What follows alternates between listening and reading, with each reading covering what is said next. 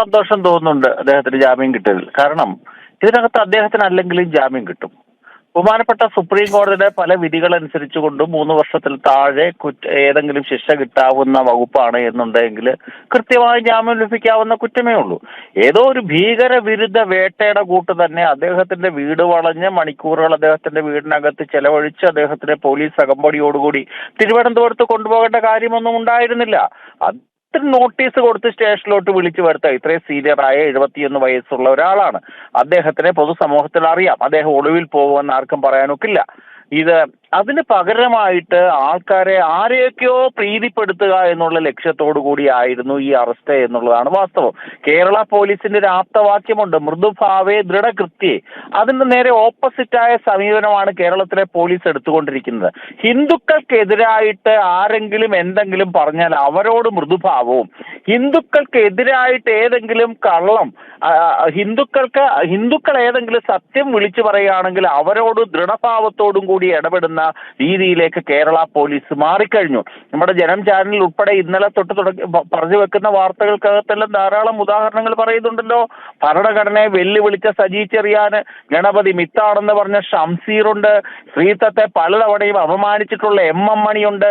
ഇവർക്കെതിരെയൊന്നും യാതൊന്നും പറയാനും എടുക്കാനും കേരള പോലീസിന് സാധിച്ചിട്ടില്ല. അവിടെയാണ് ഈ അറസ്റ്റിനെ വ്യത്യസ്തമാക്കുന്നത്. ഇതൊരാളൊരു കംപ്ലൈന്റ് കൊടുത്തു, 10 ദിവസം കഴിഞ്ഞ് ഈ TG മോഹൻദാസ് സാറിന്റെ വീട് വളഞ്ഞ് അദ്ദേഹത്തിനെ കസ്റ്റഡിയിൽ എടുത്തുകൊണ്ട് പോയ ഒരു വൃദ്ധനാണ് അദ്ദേഹം.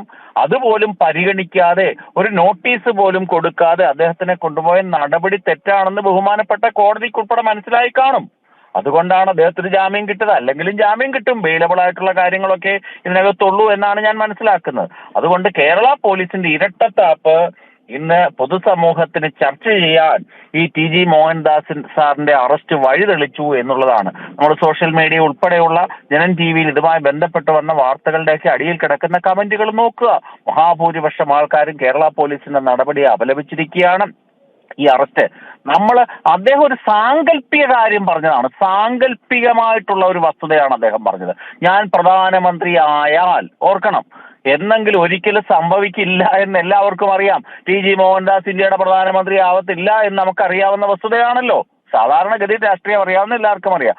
അദ്ദേഹം പറഞ്ഞ ആ സിറ്റുവേഷൻ എന്താണ്, ഏത് സാഹചര്യത്തിലാണ് അദ്ദേഹം പറഞ്ഞത്, അദ്ദേഹം അതിനെ ഒരു തമാശ, അദ്ദേഹത്തിന്റെ ചർച്ചകൾ കാണുന്ന നമുക്കൊക്കെ അറിയാം, അദ്ദേഹം പല കാര്യങ്ങളും ഒരു തമാശയിൽ പൊതിഞ്ഞുകൊണ്ടാണ് പറയുന്നത്.